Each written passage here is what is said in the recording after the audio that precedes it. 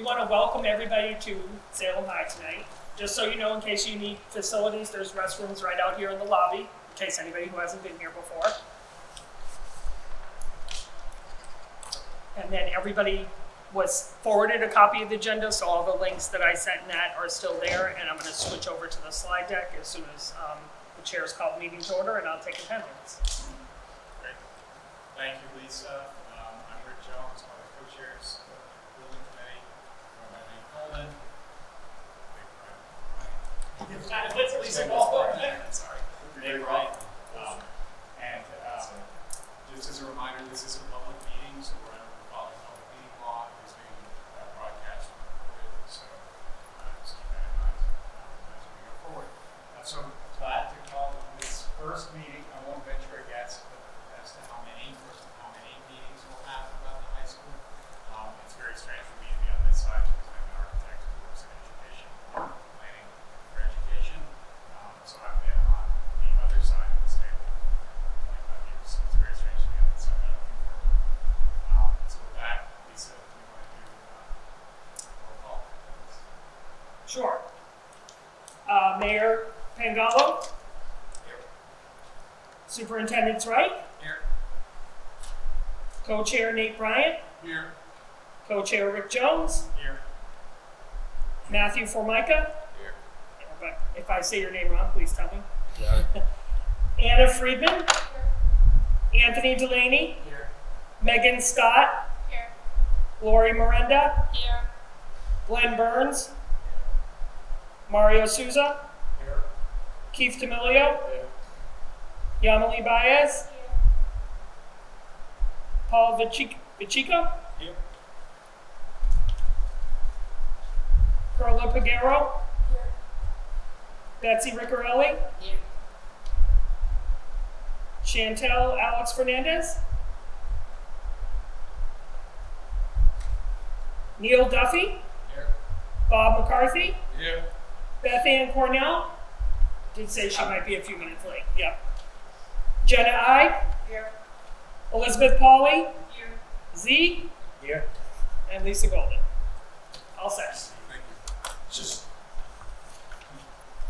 So we're going to have some welcoming remarks from the mayor and the superintendent. I'll be brief. So first of all, let me just say thank you deeply to all of you who volunteered to be part of this process. I'm not sure if anyone's been through a school building process before. Maybe some of you have. I certainly haven't been, but I'm looking forward to it.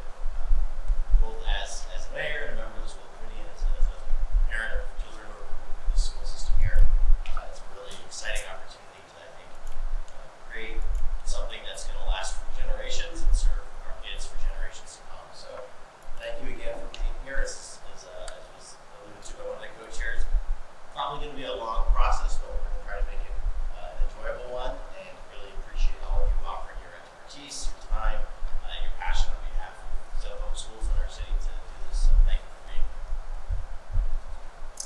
Yeah, so I'm pumped. This is really exciting. This is like the Super Bowl of our work, right? Especially a flagship high school. This is a really exciting time for Salem High Schools. As the mayor said, it's generation altering. We have the opportunity to do what to provide our kids, our staff, with a first-class facility to do the work. Obviously, the people inside are what make the magic happen. But it certainly helps to have a world-class, state-of-the-art facility to do that for our kids. And the kids of Salem deserve it. A lot of the communities around us have had new facilities over the last few years, last decade. It's now our turn. And I'm just really excited. It says a lot about Salem that we have probably the biggest building committee I've ever seen in my experience working in a couple of other districts. But I think it just speaks volumes to the fact that so many people want to roll up their sleeves and get involved in this project. And your voice is going to be really, really important as we engage stakeholders, as we advise. None of us, well, some of us on this committee, not me, have experience building things. And thankfully, I'm not the one who's designing and constructing. But everybody brings a different perspective, and we're going to want to lean on that throughout this whole process. So thank you for being here for the first step of many over the next who knows how long. Looking forward to delivering on our promise to our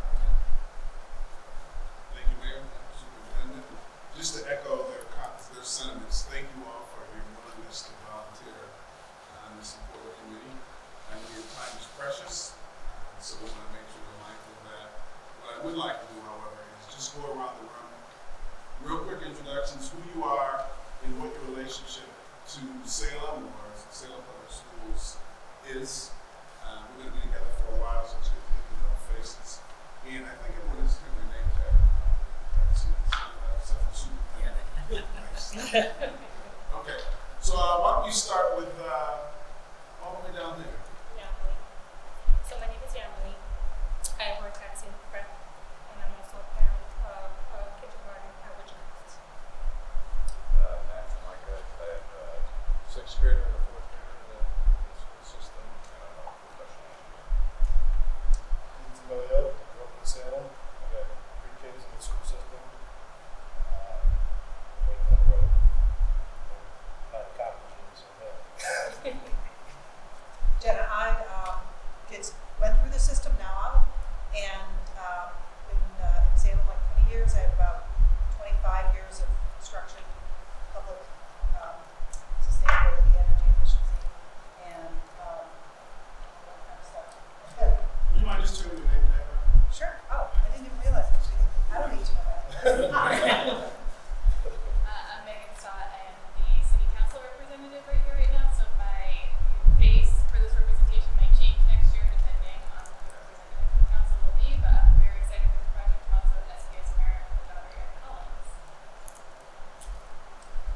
Neil Duffy, I'm the Director of Sustainability and Resiliency for the city. Also, resident of the Swampscott, was pretty involved in the Swampscott Elementary School building project that's due to open in this fall. I'm Anna Richmond. I'm the finance director for the city of St. Louis. Hi, Glenn Burns, principal of Salem High School and parent of 2 SPS students on the school. Mario Sosa, Salem High School CTE Director. Paul McCaffrey, city councilor, former mayor for a brief time, contractor, parent of 2 boys that graduated from this facility. So, and I've already let everyone know that the band department has already contacted me, wants to make sure that they're introduced to her. So, shout out to Ms. Nikrakowski. She's got you too. Yeah, that's right. You're one of the band too. So they, obviously as we stated, it's transformational. We're really looking forward to the process of getting a world-class facility for our kids. Rick Jones, Architecture. I practice here in Salem, focus in education planning and design. And I'm a freshman here and I'm in 6th grade. Nate Bryant. I live in Salem. I have 2 daughters who are both grown. Went to Salem Public Schools, including Salem High School. And I presently work at Salem State University. Steve's right, superintendent of schools, going into my 4th year. Nate, we should also acknowledge his daughter going to the Hall of Fame in a month, next month. So congratulations to the Bryant family. Elizabeth. Good evening. I'm Elizabeth Colley. I'm the assistant superintendent for finance and operations. Anthony Delaney, Chief Procurement Officer for the city. About 10 years in state and municipal procurement. This is my 2nd school building. It's Ricciarelli. I have 2 daughters that are freshmen here, and I have about 30 years experience with education projects as an interior architect. My name is Carla Padero. I came to high school here. Worked for about 31 years with Salem High Schools and retired from the Salem School as they just mentioned. My stepdaughter went to high school here, ran track. My husband coached girls track for about 25 years and cross country as well. And I survived, lived through all of the last mile of construction buildings in Salem. So very happy and excited to be here in this next chapter. My name is Paul Vachica. I'm an architect for over 35 years. I was programming, designing, overseeing both public and private education facilities from pre-K to high school to college, university. My name is Lori Miranda, and I'm a very proud history teacher. School. I've been here since 2006, and I survived the first round of renovations in this building. And I'm also a resident of Salem, up in North Salem. Z Salapakis, most everybody here knows me as Z, the Director of Facilities. I've been in the district since 2015. The last 3 years as Director of Facilities. And I'm Lisa Golden. I came to the district in 2008 as an assistant principal at Collins Middle School. So I've been in the district about 15 years. I'm very excited about this project and seeing where it's going to go for our students. What's your role? My role is now is the liaison to the MSBA and special projects for Salem Public Schools. Thanks. Before I turn it over to the superintendent, just a couple of housekeeping. Lisa touched on one of them. This is a public meeting, so we're going to be following Robert's rules. While I'd love to be kind of casual and semi-formal, because of the fact that it's a public meeting, we need to follow protocol. So if you have a question or comment, raise your hand. We'll certainly recognize you because everything is going to be recorded. So I appreciate that. And we'll turn it over to the superintendent who's going to talk about why. All right, thank you all. I'd also note that we have coffee and cookies. I promise I didn't make them, but help yourself to the snacks throughout the evening. So I'm going to give just an overview of how we got here and talk a little bit about our master facility plan, as well as what the charges of the building committee for. Lisa's going to talk a little more about the process and the timeline. So the current state of Salem High School, this building, and there are folks who know the history better than I do, but one of the reasons is we wrote a application to the MSBA is this school has a series of challenges that I think are pretty well documented. While there was a renovation in the early 2000s, part of the building, the rest of the building never got done, and is part of the original building, which is what, 1976, is that right? Okay, 1976. And the district has had for many years written applications to get a new facility here at Salem High School, and have been turned down multiple times. And I'll talk about kind of how we finally got approval from the MSBA. But there are significant HVAC issues, and certainly Lori can speak to those, and Glenn and Mario, the folks that work here every day. There are major heating and cooling issues that we deal with on a regular basis here. Case in point is the auditorium right now does not, there's no heat in that auditorium right now. And so we've been battling heating and cooling issues for a while now. The spaces are just not appropriate for 21st century learning. A lot has changed since the 1970s in terms of the population we serve. We serve many more students with disabilities, multilingual learners. We need a lot, we do a lot more with smaller groups. Clearly our CTE spaces, our career and technical spaces, are part of the old wing, and at some point we should take a tour of the facility for those that are not familiar with the building. But our spaces are the next two items for visual and performing arts in particular, and our career and technical educational spaces are really outdated spaces, and don't, while Mario and his team have done a great job of bringing CTE back to the forefront, we just don't have the facilities to be able to keep up with what the career opportunities that we want our students to have choices around. And for that reason, this is an opportunity to really upgrade those spaces. But it's also the academic spaces as well. The classrooms were not built for the bodies of today.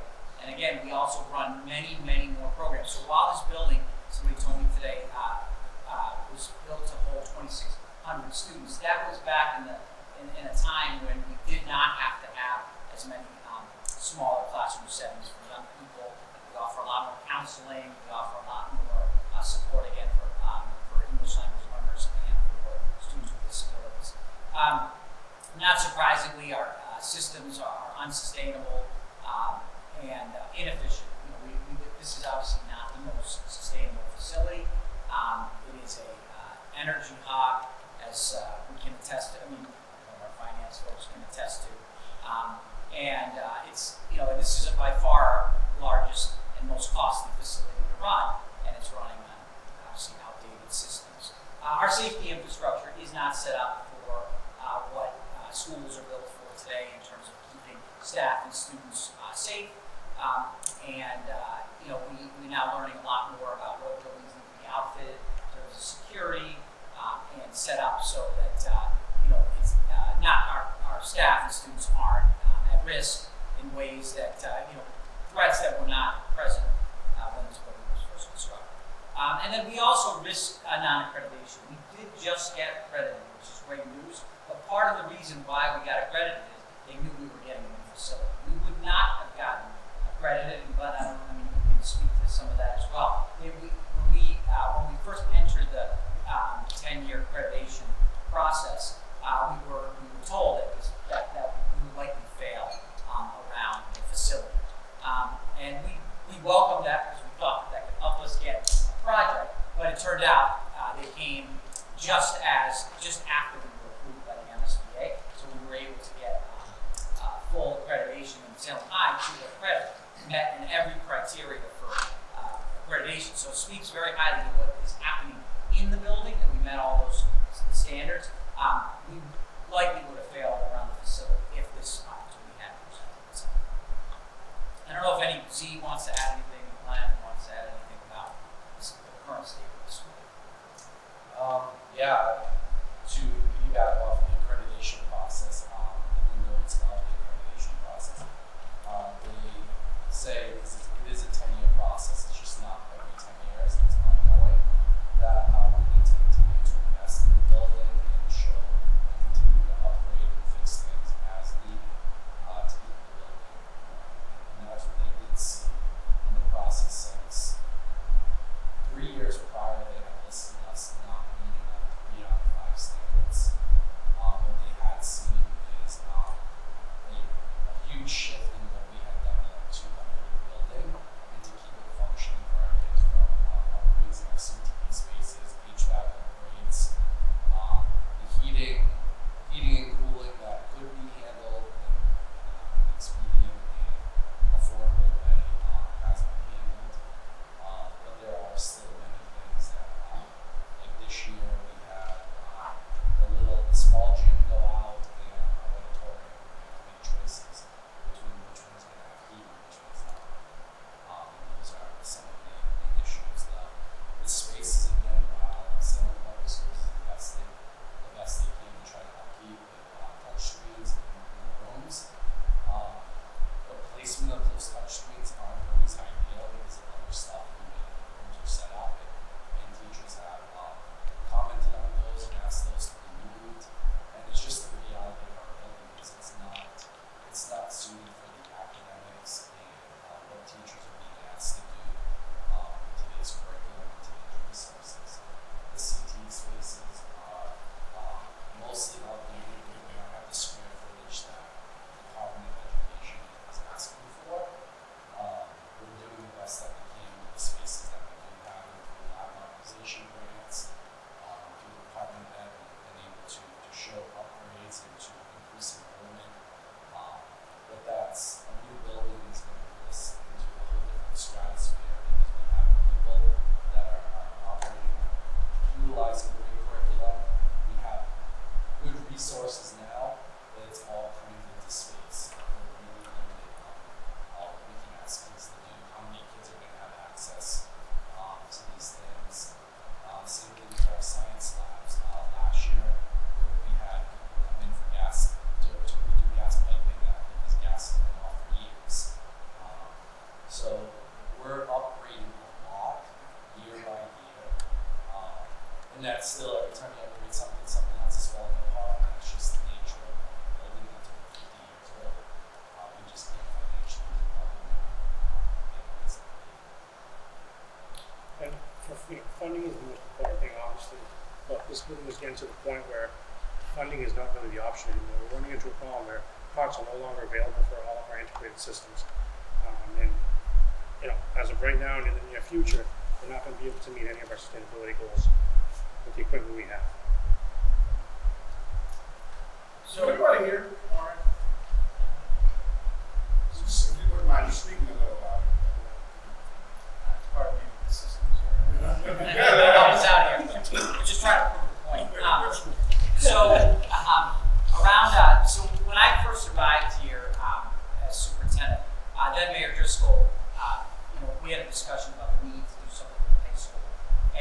that point, we met with the leadership of the MSBA. This was right in the midst of COVID.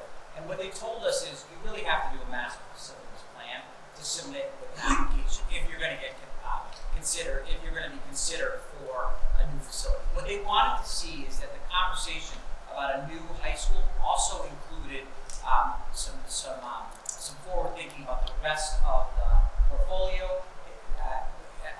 Had examined our enrollment patterns and really looked at the total envelope of the Salem Public Schools.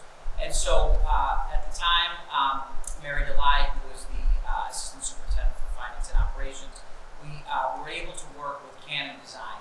And in the agenda, you can see the documents provided by Canon Design. And they'll be at our next meeting. We'll talk about that in a moment to talk about the facility plan. So we spent the 21-22 school year fully immersed in a study.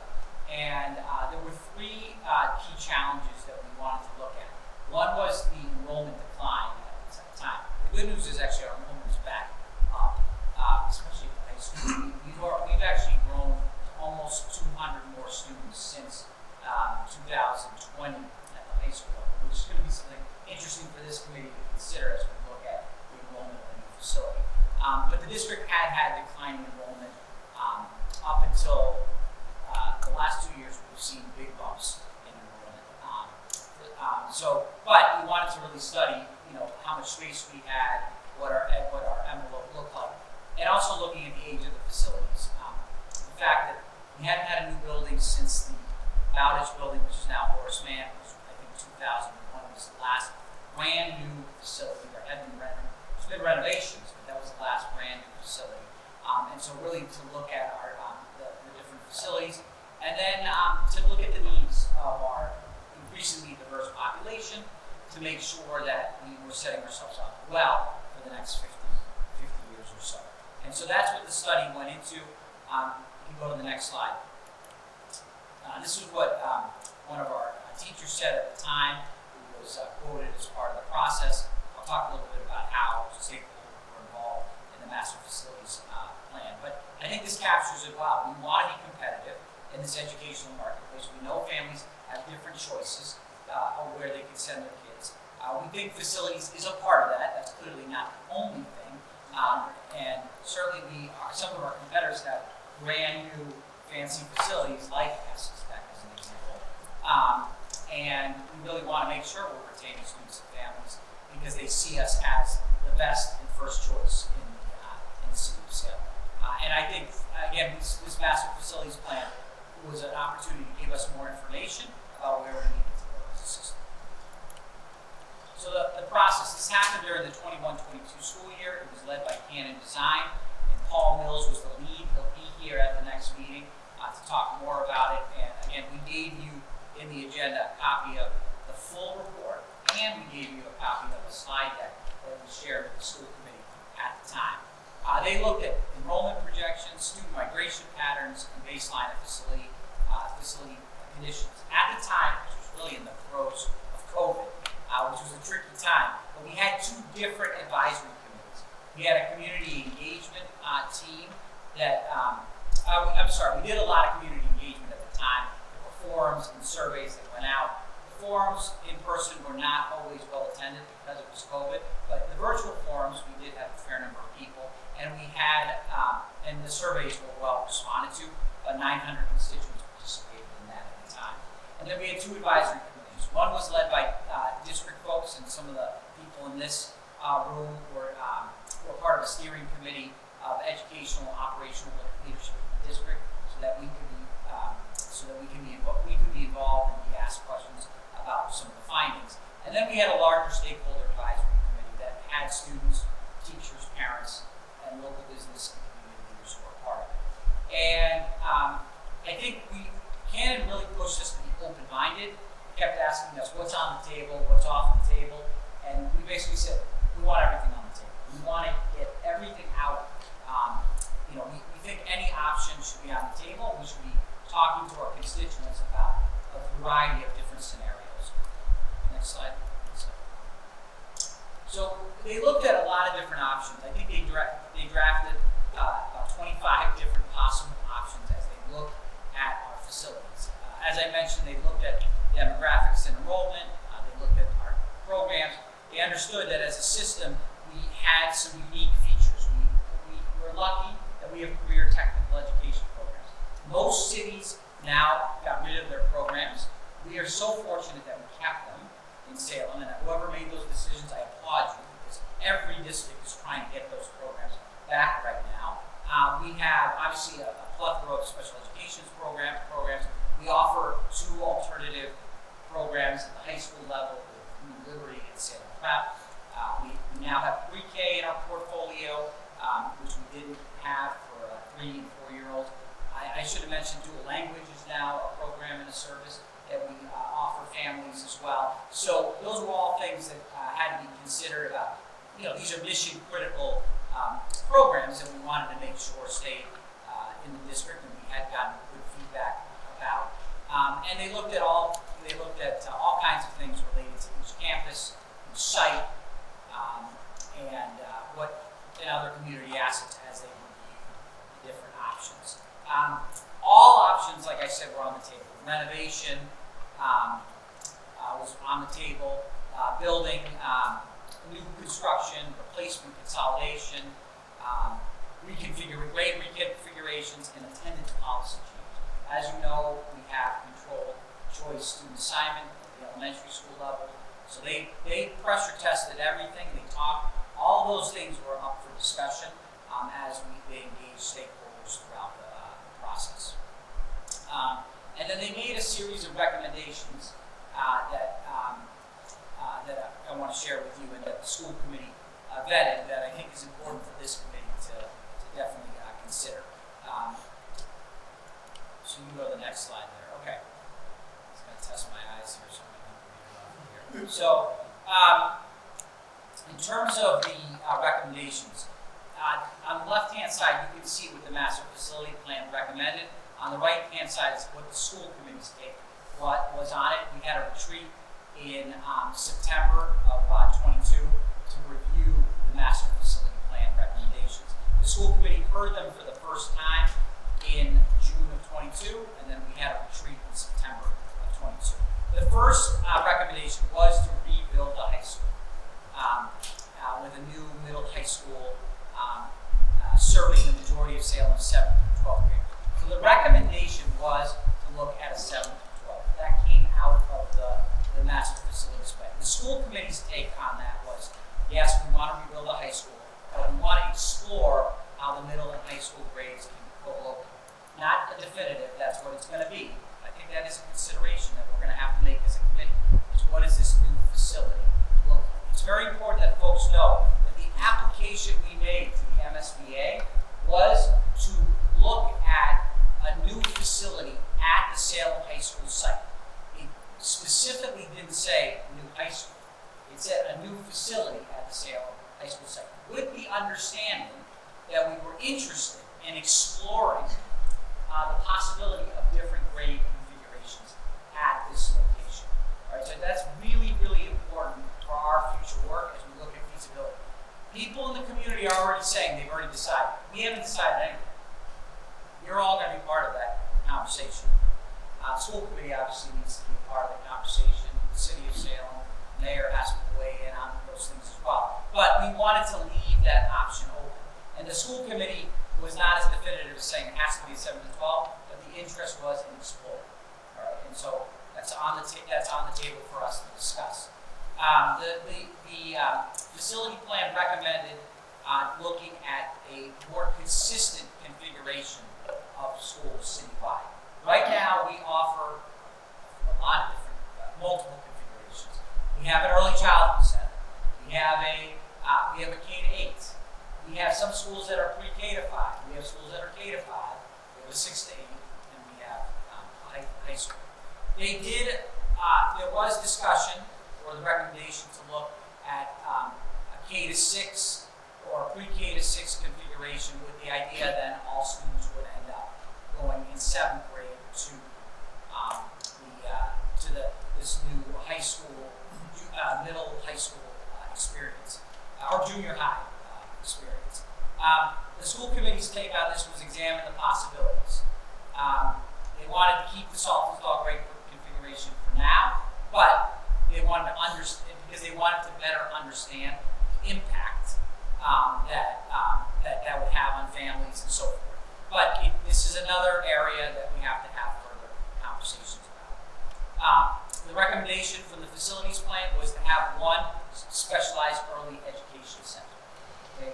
Right now we have an early childhood center that serves 3 and 4 year olds, but it doesn't serve all the 3 and 4 year olds in Salem, because we have pre-K programs at Bates and Horace Mann that we opened a few years ago, and kindergarten isn't part of, isn't necessarily a part of that. So there was this recommendation of considering an early education center. The school committees was in support of that idea. That's why there's a check mark. Generally in support of that idea. That again is something we will have to talk more about in the coming years. Salem Prep and New Liberty right now are 2 schools that operate out of the Wish City Mall, which is not the most ideal location. And the facility plan recommended continuing their successful mission as 2 co-located specialized alternative education programs. The school committee very supportive of that, but they were very adamant that they wanted them out of the current location because where the landlord is not the most cooperative all the time. It's not the best spot for our students, so we are in the middle of looking at different options for New Liberty and Salem Prep. The committee, or this building committee, should know that we do pay rent right now for those spaces.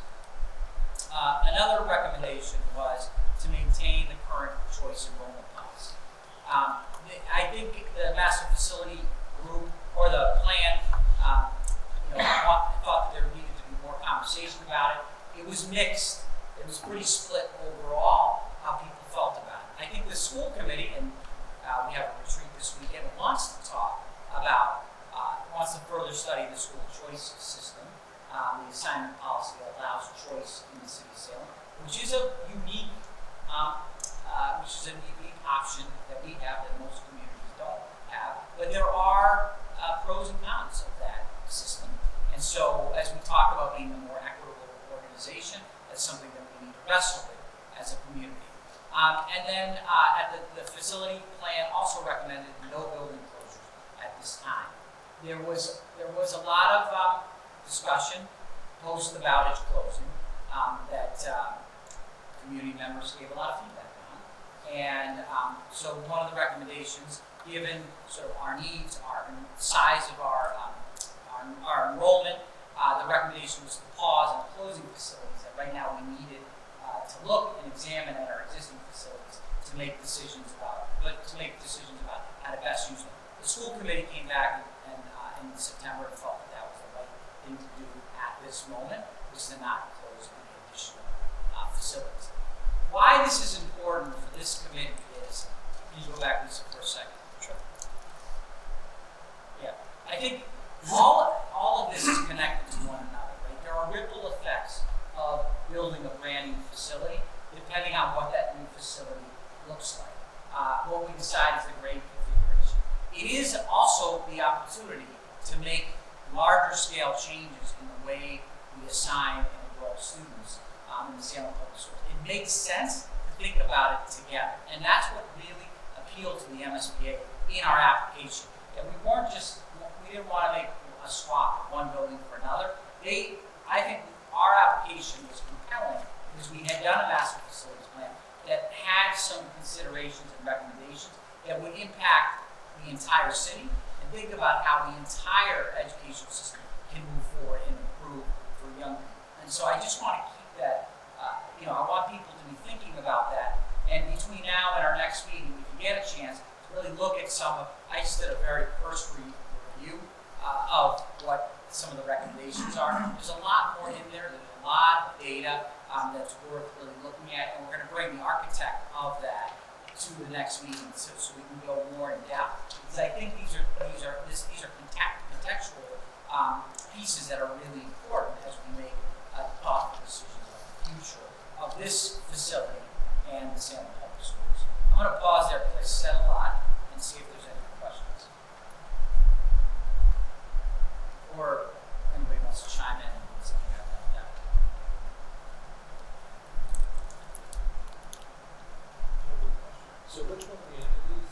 Just a little louder. Which one of the entities during the master facilities plan voted or made those recommendations? How were those recommendations sort of gotten to? So the Canon Design came up with a series of recommendations based on the feedback that they received throughout this process. The two advisory committees loomed very large, there was strong support for these recommendations, not just from the design firm that did this, Canon Design, but from that advisory that included parents, teachers, students, and nothing's universal, but there was strong support for that. And then the school committee reviewed those recommendations in a retreat in September, and these are what you see is how they responded to it, and ultimately they're the governing body. And I welcome school member Cornell who's here, who was part of those conversations, and they very much generally supported all of them with some caveats here as well. But there was strong support for the recommendations from the team that was that advisory team that met throughout the master facilities process. So I was part of this, and I think you touched on this, how the configuration of grades, configuration, decisions we make about enrollment, all these other things that impact, but it also impacts the other schools. So they looked at all the capital needs of all the facilities, and when the decisions that come out here will affect what capital decisions are made elsewhere. So if you're going to turn a facility into an early childhood learning facility, how you invest is going to be very different than if you're not. So the decisions we make here, and those decisions are going to help the city of Salem invest wisely instead of just spending money on things and then that building doesn't turn into that and needed something else. So it's also a capital. Decisions here affect all the capital decisions for all the other city of Salem buildings, not for the schools. Yeah, in our strategic plan that just was released, that was the fact that just because we also have to think about how we take care of all the other facilities. So we're getting support likely from the state, hopefully, for this project. But that also means that we're not likely to get a ton of other support for other facilities. So we really have to be thoughtful about, as you say, depending on what they're utilized for, we also have to have a plan in place to take care of those other facilities, that are going to need to be in our portfolio for many years to come. It's not just about Salem, it's Salem High School. Be mindful of time. Sure. Thank you. So just the purpose of the building committee, it's interesting, the MSBA doesn't tell you what the purpose is. I looked on their website many times. So, I had to glean it from other places and other committees I've been on. They make it a mystery, and I do think it's contextual too. So, this group is going to be really important throughout the process. For as long as you can engage with us, we hope you stay from start to finish with us. But it serves for the duration of the project and will advise the city and the school committee from the feasibility design phase, which is the first step. We'll talk about that in a little bit, and all the way through construction. All right, so it's from really start to finish. It does ramp up, just so people know. There are times where it's going to be busy, and there's times where we won't meet for a couple of months at a time. But so it'll ebb and flow throughout the process. It's one of the first things, and we'll talk about this later tonight, is we have to select an owner's project manager. The good news is they don't leave us totally alone. We have somebody who's going to support us through the entire project, but that's a very important selection. And members of this committee are going to want to inform that choice of who the owner's project manager. And I do think, as residents of Salem, as most people are here, your voice is going to be important to pick somebody that we trust, that has the skill set, and glad we have people that know what it needs to build a facility. We're going to need your voice in selecting an OPM that meets our needs. And then selecting a designer, architect, and then ultimately contractors who work with us. We're going to collaborate with the project manager to look at the feasibility study. We're going to need to make a decision about what building even feasible here? Just so you know, there's a lot of ledge here. For those of you that don't know, this is a tricky site. Again,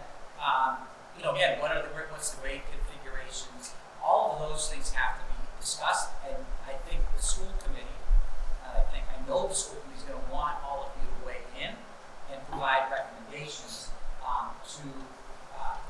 to them and to the city about what ultimately we want to design here. Really important is to make sure, to make sure that this project is on schedule, within budget, and minimizes the need for contingency.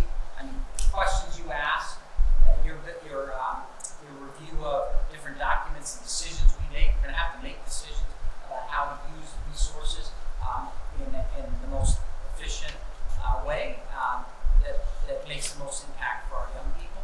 That's going to loom large. And then also being the point of contact for the public. There's going to be a lot of interest in this project. I know that doesn't suffice. There's going to be a lot of questions, and I think there's going to be engagement from the public. I expect that there'll be people in the meetings, people from the public showing up. We're going to want to host forums to get input from people along the way. Your messaging, your support, making those connections with people is going to be really important. And then helping think through the communication. Because again, many of you, or most of you are residents of Salem. You have different networks that you work with. It's going to be really important that this is not just about the folks in this room, but this has tremendous impact on the entire city of Salem. Salem High School is not just used by the kids who attend here, but it has the potential to be such a multi-use facility for so many. And so it's going to be important that we engage everybody from those that have, babies to senior citizens whose kids are long gone that are going to have a tremendous interest and should have an interest in this project. So these are just some. This is not a full list of what our role is, but and I don't know if there's anybody who wants to add to anything that I left out here. Those of you who have served on building committees before. If I left anything out, you would add. You want to say something about that? I guess I would just echo your point. You're going to have everyone from senior citizens who are perhaps question the need for it and where it's being paid, to young families who want to come into the district. And during my time in the school committee, there were concerns about the direction of the school. And certainly having top-notch facilities is important. So I think it's runs again from young kids to old folks who are really interested in this initiative. So to your point, the more that we can tout the importance of it, I think the better for all of us. And whatever suggestions you have about this show, we got to take the show on the road at different times. And we're going to need to go to different places and talk to different constituents. And your recommendations are going to be really important for that. Maybe you want to put on some of the presentation this week, portions of those presentations as well. But your guidance on that is going to be really, really important. And just so you know, this is baked in state law. It requires a committee. You cannot have a building project for a school without having a building committee. Some cities and districts have standing building committees for permanent ones. In the case of Salem, there are building committees for projects as they emerge, and this is baked in the state statute. We wouldn't move forward without having this committee in place. Before I turn it over to Lisa, any other questions or comments about some of what I've shared here? Sure. Sorry I'm late, everybody, but I would just like to reiterate the extent to which I think the school committee is going to rely on the perspective of this group when we're really thinking about what our schools look like, the trickle down. Jenna, as you were saying, like how this affects all the other schools. So for my purposes, and I think Dominic agrees, like when we come back into the school committee group, we're taking the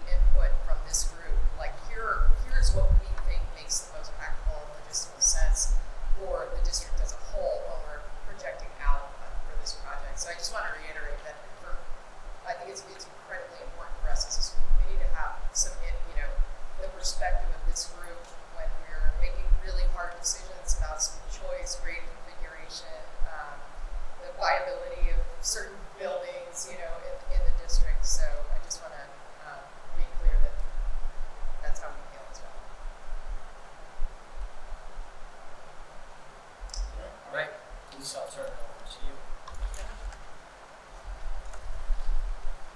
So in the documents, I did include the MSBA process and where we're at now. Again, I just going to go over a few slides, but in the agenda, I included a little bit more because I don't want to bore you with all of the details, and I'll try to. We've mentioned the MSBA a few times now. From the other side of things, I was able to work when they did a renovation at Collins, when they did the renovations back when they did Collins and Saltonstall, but that was more on the educational side of moving the same students around so that we can make those renovations in the building. I didn't have as much insight into this process as I took this position July 1st, and I spent the summer basically reading that entire, the statement of interest and the master facilities plan in depth because I did not have the background or the knowledge. But the MSBA has been really good about keeping us in line. We're looking at, like we say here, they want to invest, but we have to show them and go through certain steps in order to get there with the core program. So they reimburse the school districts the cost of renovating and rebuilding approved facility projects. The reimbursements range anywhere between 30 and 80% of project costs, and districts apply through a competitive process. So as Steve already mentioned, in spring of 2022, we submitted our statement of interest, which you referred, Mary DeLai had taken the lead on that to the MSBA, and they cited the things that we've already cited about the high school, the safety, the comfort, the lack of heating and cooling, academic limitations, especially with the CTE space, and the expense of replacing outdated lighting, etc. So in the fall of 2022, MSBA came here and had a site visit, and then they had their vote in December. This module, Can you just go back 1 second? sure. Yeah, so they toured the building in the fall of 2022. Yeah. I think Mayor Pimentel were on that tour, maybe some people were here at the time. And we got the invite. That was just because you get the invite doesn't mean that you sustain. I want to be clear, Right. There are other checkpoints you have to make. It is a big step to be invited, because that means that there is a reimbursement that comes with it. But it does by no means does it mean that you are going to definitely build a project, because it is dependent on securing funding, and we have to do all our due diligence. So I just want to be clear, people have already said to me, oh yeah, we're definitely getting a new building. We got to put a hold on that. I mean, we have steps that we have to take, and the MSBA would be very clear. At this point, there's nothing's definite, and so I just want to reiterate that as people think this is all figured out already, and then somehow we'll have a brand new facility by next school year, right? It is. I don't think people realize how complex this is and involved it is, and that nothing is definitive. Sure, yeah. And that's what I was about to say in this module overview up here. We're only at the very top row up here, and we're not even done with the eligibility period. It's hard, I know it's hard to see that when you're in front of your own laptop. You can view that closer. But basically, we've been in that eligibility stage, and now we had certain deadlines that we had to meet by July 31st, and I'll get to those in a minute. And right here, this eligibility period, we're still in this eligibility period right now. So we had to make sure that we formed our school building committee. We had to make sure that we got our educational profile in this summer. We had to get in our Chapter 74 report, which Mario helped, a lot with. You could probably speak more to that. So there were certain deadlines and certain documents that we had to have in by July 31st. We made that deadline. All those documents are in. Now the MSBA is holding those documents, and now they're going to get us into the enrollment stage. So basically, we started with the statement of interest. Anything that's highlighted in yellow means we've done it. So you can see, like Steve said, we're at the very beginning. There are no guarantees right now. During the eligibility period, we have done the projections, the data gathering. They have a site. You have to go on. You have to get, I made lots of friends at City Hall who provided me with all sorts of enrollment data, housing data, all sorts of things that we had to make sure we gave them all that data. And then that's where we're at right now. The enrollment period doesn't end until January of 2024. So we are still in the eligibility stage, and the mayor can talk more about the financial aspect of that. And then what will happen after that is hopefully we're going to get to the next stage, which would be the feasibility study, and what Steve's been talking about. Like now we have to figure out what can we do? What can we build? What are we going to do? What's the grade configuration going to look like? And then right here, those are the key deliverables we've already done. We completed the initial compliance certification in May. We established the school building committee, the deadline was June 30th. We completed the educational profile by July 31st. We completed, Mario's help again, the Chapter 74 vocational technical education viability documentation by July 31st. And we confirmed the enrollment projections, which was a lot of my friends at City Hall helped me with that. So now what we're waiting for is to get our enrollment certification. They'll say that we're enrolled, that we've met those deadlines. And then we have which we're working with Elizabeth and Z on the maintenance and capital planning document. That's another document we have to turn in and has to be done by October 27th.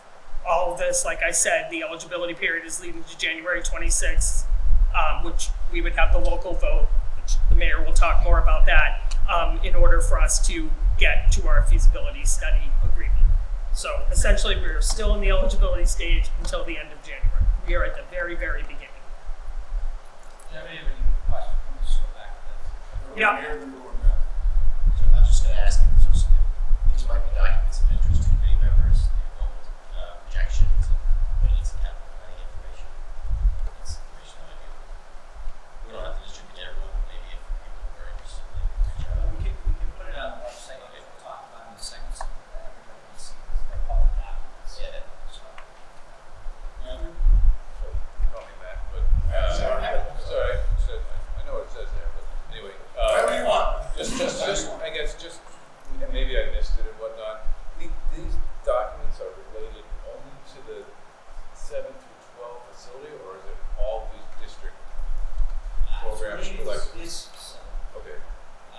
And so that's a good question. The educational profile we did was really a secondary profile. So we look at it as the secondary grades. The CT, Mari, you want to talk about this? What we submitted career technical education viability? Yeah. So we have to do essentially a viability document. So what programs we currently have here at Salem High School, what programs we want to continue having here into the building, and what programs we want to possibly explore as we look at possibility of the building. That would be the time to do it now, because with the Chapter 74 funding reimbursement, we get a higher reimbursement than that in actual lab spaces, to industry standards.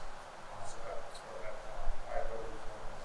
What do we have? What are we looking for to have in the building? What programs do we want to bring into the city as we look at it? And I worked with Glenn on the educational profile document. You raised a good question, because they did say, like, what are you doing now at this building?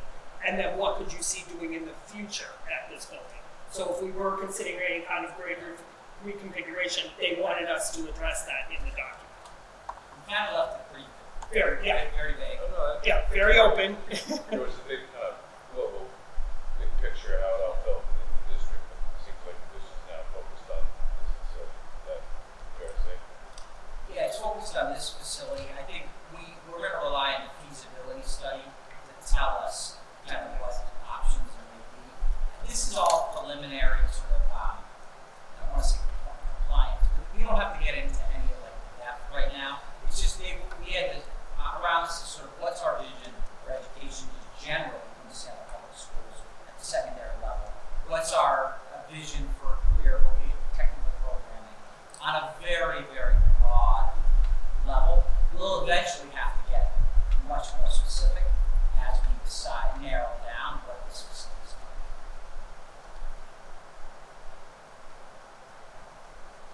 Good question.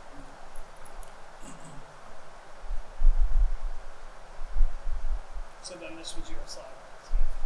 Okay, so before we turn it over back to the chairs, just if you have an opportunity to review the statement of interest, it's there. It was linked in the document, and it'll be on this brand new website, which we'll talk about in a second. The master facility plan and the slides are there for you to take a look at. I think it's good food for thought as we, in your role on this committee. We're proposing that the next meeting be on November 30th to facilitate a more comprehensive discussion of the master facility plan, and that's when we've invited Paul Mills from Canon to come back and to really go in depth with you. The school committee has met with him, but we think it's important for this committee to be well versed in that. So I think the time will be similar to tonight, an hour and a half or so meeting on the 30th. We want to make sure folks get that on their calendar. That will be the next meeting of this body. We'll talk about we're going to have this public website that's launching tomorrow, I guess. Yes, after I linked it, it was linked in the agenda, so if everybody's Okay. had a chance to look at it, we're ready to go live. And any of the documents that we provide should be posted there. And if you all have suggestions of other things that we should put up there, please let us know. The recording of the meetings will be there as well. In the minutes. Yeah, in the minutes, yep. In the agenda, right. So I'll turn it back over to Steve. Sure. Quick question Sure. about communication now. Yep. Is, so we have a public facing website. Do we have, like a communication plan out, like every morning the day after we meet, we've got a really brief summary of what happened in this meeting, and we can kind of blast it out on social media, blast it out in the news, where get Dustin to cover it, just every single time we meet. Well, I'll turn it to the committee. I'd love to hear what people think. Nate's in charge. Yeah, Nate's yeah, got it. I think that's Lisa's here to help facilitate whatever this committee thinks. I think it's a really good question. Because I got questions on the soccer sideline about this the other day, and I was like, we haven't even met. And those questions are going to come up all the time, and if we can get out ahead of it every Sure. single time we meet, this is where we are, I think that would be great. Well, I was just going to say to that end, you were talking about engagement, I was thinking there might be value in this, putting together like an elevator speech, so that we have consistent messaging. I've already been asked in the grocery store and various places about this, so if we have consistent bullet points, this is why, and you already covered this in the presentation, but if we have those as a group and reinforce that messaging, like that might be a value. Yeah, I was gonna, okay, please. When we on the website, so when we We have the ability to provide translation, and that's something Lisa can work on with the documents that we provide, that we share, so that we can be multiple languages. We try now, so we try to do Spanish and English as well, given our populations. Just want to answer this one, there's a ask. I know it's a communications person issue. Started last week, so. Okay. I'm not like that. Might not be a bad idea for that person to join this. So it'll be helpful. Also probably want to, it's funny, I was like this, I have neighbors, so my kids are old. And I have neighbors, they're kids my age are old, and that's all I hear. What's going on, and they're a lot more opposed to it. The first thing they think of is, my kids are out, it's going to cost, taxpayers dollars, why are we doing this? So I think communication is so critical. And just thinking about how we can use, perhaps the Salem news to our advantage. Having a routine opportunity to write something about it. So we'll talk about that in a second. I have a question about funding. Before I do that, can you talk about reimbursements? Because that's always a little tricky. Yeah, so do we know, Anna, do we know what the effect on reimbursement?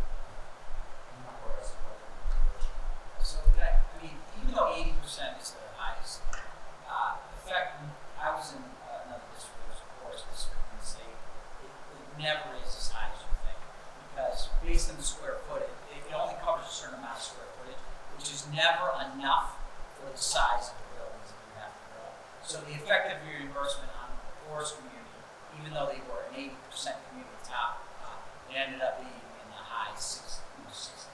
And that'll also have, Salem won't be in the top bracket, but whatever we end up being, it won't be what we think it is. It's always less than you think. Yep. And can I ask, it's also only on eligible expenses, and there are That's many correct. things we add, want to add to the project that are not eligible. So, Any questions? So, you know, I'll call it this now, but it's really, I'm guessing it's really for the actual building itself, any extras if you would like,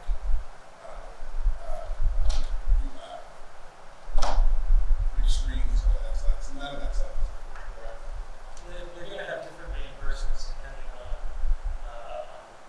what exactly we're doing. If we're doing something that they don't think we need, or they won't reimburse it, they're gonna say, at an estimated enrollment of X, your gym needs to be Y square feet. And if we say, well, because we have a certain program, we're really a large gym, we're gonna say, we're not reimbursing for it. If we say we want a high LF facility, we're gonna say, that's not reasonable, because we won't reimburse that. So, yeah. Field would be sports fields are an example. Like they have that those are not reimbursable. But this may be a discussion that when we know the facility that we want to turn over to a field. Not to, I'm looking at certain pieces where I know a lot of turf fields at the high schools, they don't have to walk the virtual every day and play. But that's an example of something that would not be reimbursable. Yeah. Question, are we able to secure other funding? Does that affect your ratio? So if you're able to get other grant funding or other sources of funding?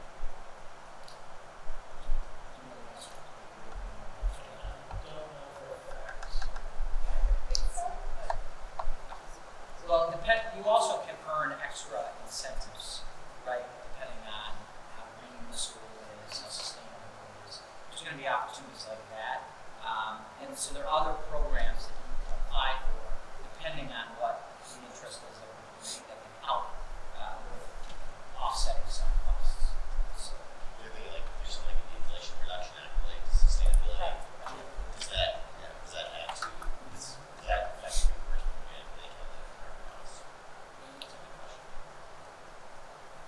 Yeah. I know along those lines that it used to be that the MSBA would take away the national grid incentives, for instance, but they don't do that anymore as a policy. So I assume that applies to other outside funding. And I do know that they just recently created a new policy where it gives 3% additional reimbursement if the building is built to the opt-in code, which is a new energy code that's available now for cities and towns. Can you go to the previous slide for a moment? At the end of January, I think it says that there is a funding point for feasibility study and schematic design. So that means for this committee, not only do we have to hire an OEM, but I assume we have to hire an architect for fees for those different phases of the project as well. And where does that funding come from? Is that a vote, or is that something that actually is in the bank already? maybe this. So it'll be a bond order to the city council, or we have to be prepared to file it with them this fall, so they have some time to process the bond orders required to those separate meetings by the council. So the only thing once the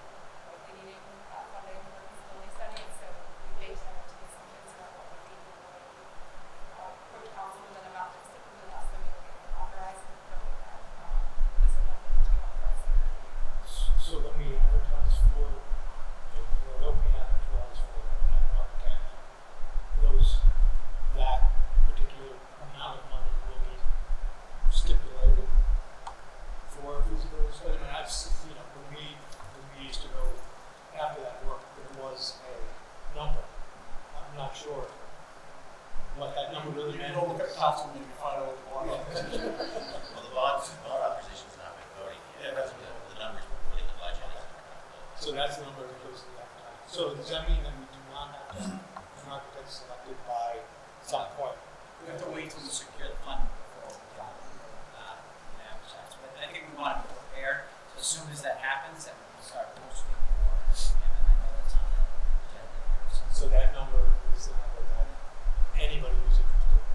Well, MSBA gave us a number that we should bond for, because given the size of the project, and so, while I hope it doesn't take all of that funding, just it gives latitude in terms of having ample funding to secure and feasibility. And ultimately that amount will be part of the reimbursement. This is a great segue into the mayor. Well, that was pretty much what I was really covering. Good question. That's the next step in the process from the city's perspective, is developing the language bond order, passing it by our bond council, and then having it submitted to city council for their approval. And it's not a surprise to the council, as you correctly said, it was part of the budget process.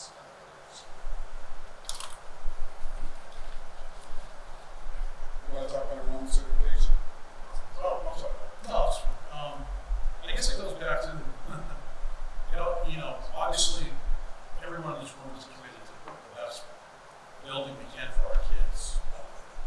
But I was looking at this, it's like the cart before the horse. It's like they won't tell you what they're going to reimburse you for, or what they're not going to tell you what they're going to fund you for until after you put together a study, and then all of a sudden you put a study together, and you do all this work, and then you come up with a project that has all the bells and whistles and everything you want for the community, and all of a sudden then they tell you, oh, we're not, because of all these extra things, we're not going to fund you at the 65%. We're going to fund you at 55%. Then we pass all those numbers off to my friend Anna over here, and then Anna has a meltdown, and she's trying to figure out how we're going to pay for that over, a 20 to 30 year period, and it just becomes.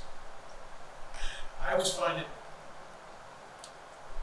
It was just, as Paul just said, it's like, oh, how much money do we have put aside for, hiring?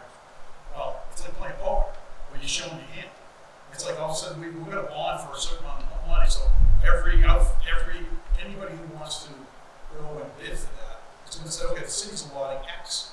Well, if I know it's going to be X, then I'm going to be, my bid's going to be pretty close to X. So you know what I'm saying? You put your hand on the table.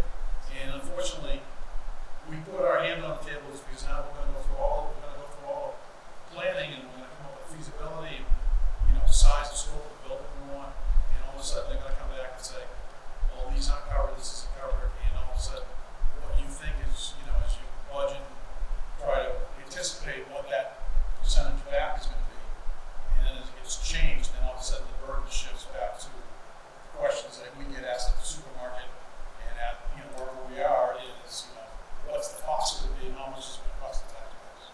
So I think it's important to have that understanding, is we want to put the best product we can, but it always frightens me is that you try to come up with everything you want, and at the end they tell you that you don't qualify, you can't fund it, and then you have to scale back, and then it becomes, they use the word value engineering, we're going to value engineer the project, and I hate that word because sometimes when you try to value engineer, especially a building, and you diminish the building, and then you end up in a situation, that a group like this 25, 30 years from now, 40 years from now is going to be having the same conversation.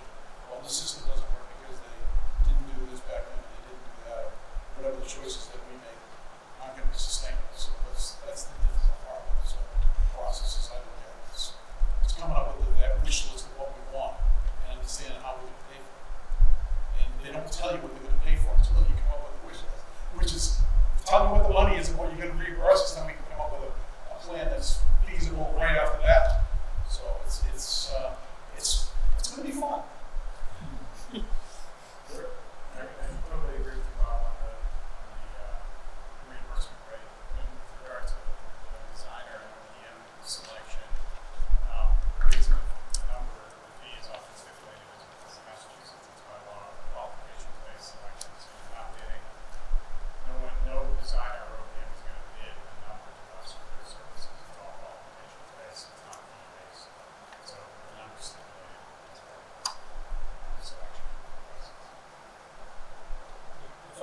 add just one thing to Mr. McCarthy's question.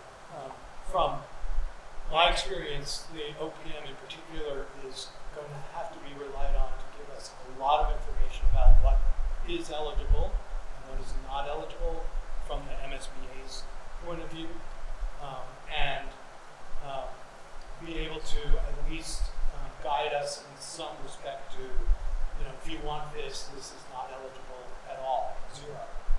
Swimming pools, other kinds of things that are on the side of the MSBA's eligibility issues are going to be the requirement, I would assume, of our OPM to give us that information and provide it to us. So the experience on that level, when we get to a point where we're hiring, is going to be critical for this committee because that's so early in the project, and you're right. We want to get that information as much as possible. You got OPM on the agenda, so. Yeah, I don't want to be the segue. No. I want to talk about the enrollment certification. Plant. Lisa, do you want to talk about enrollment certification? Oh, what? Enrollment certification. Yeah, that's our next step. Right. So after we put everything in July 31st, they said they would be back to us in mid-October to call us back to a meeting, the smaller, myself, Elizabeth, the superintendent, and the MSBA, and the mayor, and now the co-chairs, on where we're at with the enrollment process. So that's going to be the next. Can I add? Yeah, sure, Yeah. please. This eligibility period really is like the getting to know you period, and so they're getting to know us and we're getting to know them. So we will meet with them in October to go over how they're reading the information that we sent about who our students are, what our program is, how we're thinking in these early days. And we'll come to some agreement of are we understanding each other about what our student enrollment is likely to be based on the births that Lisa shared with them and the housing data that we shared and what our current enrollment is. So that really is, we're waiting for them to call us to a meeting to do that in October. With the That is enrollment what team. the next major deliverables is, do we agree on how they're reading our information? So that will happen in October. Do they ask you how far out you need to do enrollment projections? Like 5 years, 10 years? It was 10. Yeah. Yeah, this is always a sticky issue. There's always a wow factor on the school, and we're going to be pushing to get as much enrollment as possible. And in this, we will talk about 7 and 12 because we just don't know. But this ends up being a problem in the district, just so you know, of folks that have been in this. You build a building, and then all of a sudden people come back to the district, and they're very tight on those projections. It's actually good that our numbers have climbed up here, but we're going to make the case that our numbers are going to continue to go up. And as people see a brand new shiny object, then more people are going to come back to the district, and that's going to be part of it. I'm sure the back and forth. But they're pretty stingy with enrollment because they're looking at projections based on build-outs that have nothing to do with the idea that a brand new building does bring people back to the district. And of course, we got a great principal who's moving the needle here at the school, and people are going to want to come back to the Salem High School. So. Are those enrollment figures things that can be revisited at all down the line? Because Yeah. I think that there are many building projects that are sort of being tossed about in the city, right? Just in terms of buildings and how that population will grow.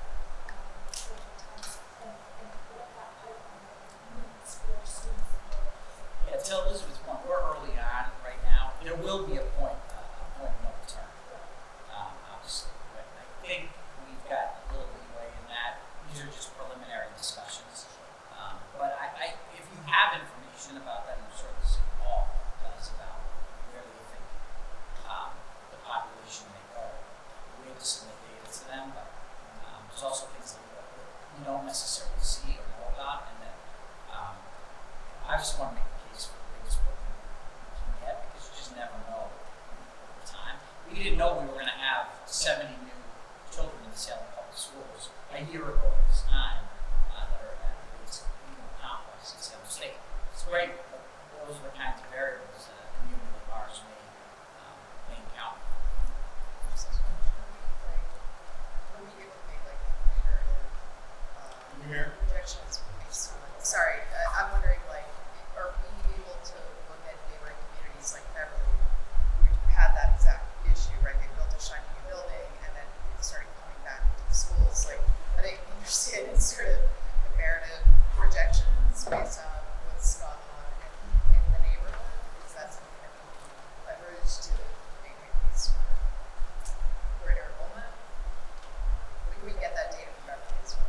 Yeah, I mean, they have plenty of evidence themselves. I bet. I had the MSB, they built a lot of high schools around the state. But they have similar growth in terms of, you know, what Pearl was talking about, you know, in terms of residents and our immigrant population is a, you know, a different number. So just in terms of like a community that looks like ours, that's focused on growth, that's focused on the housing crisis, that might be, it might be worthwhile to touch base with Beverly and talk to them about how they worked out their projections and where maybe they fell short.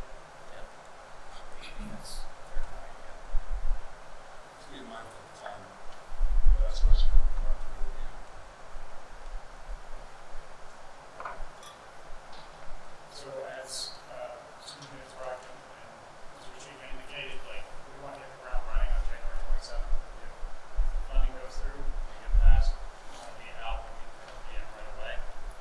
So what I'd like to do is solicit interest, email Ms. Golden or Susan is right, let them know you're interested. For 6 to 8 people, I think having all of us being involved in interviewing is like, you know, the end will be difficult to manage. So we'd love to have like a subcommittee that can look at the advertisement for the OPM, answer questions that might come up in the course of the selection process, being involved in the interview, et cetera. So happy to talk to people about that on the side of or answer questions. Yes, so obviously the OPM is the first one of the whole process. So, I mean, I imagine this is, you know, it's a very large and engaged group. And I imagine as we move forward in the process, we're going to be divided into subgroups around certain, you know, other categories. So if you jump in and volunteer for that initial search commission committee for the OPM, is that going to preclude you from being on another one, or is it just who's ready to take the first step and then? Because I imagine there's going to be some groups that are talking about building rooms. Yes, so I would say, whatever. it's a great question. I would say the second would be the OPM will help us draft the advertisement for the architect, who would be the prime. And then there would be a selection process around the architect, it would look very similar. We have all qualifications based, so it's what they've done in the past, what we're working on now, whether we're the right fit. Same. So that would be another kind of subcommittee I would imagine.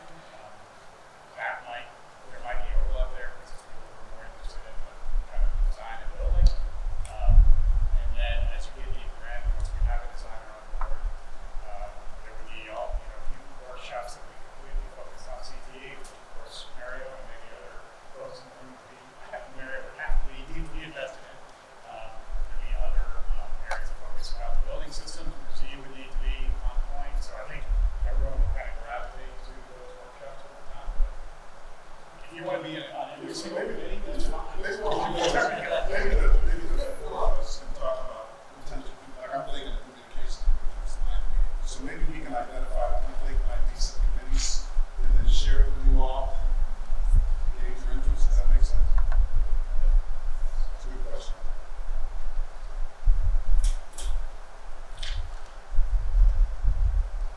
Yes. So I do know that there are a number of people in this committee that have architecture and engineering backgrounds. So just be mindful if you're thinking of joining,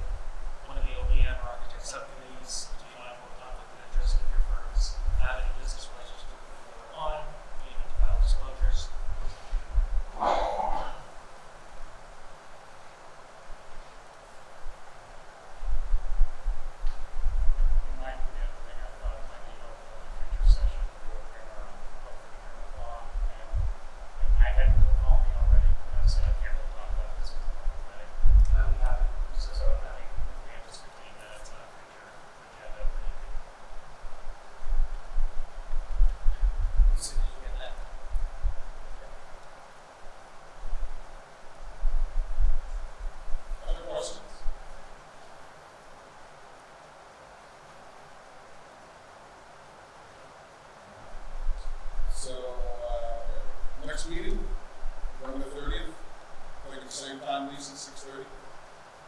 Here, Yeah, so that, committee's good with that.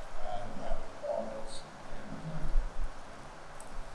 And by that time, we'll be able to have a sense of what potential committees will have, so if you want to sign up and sign up.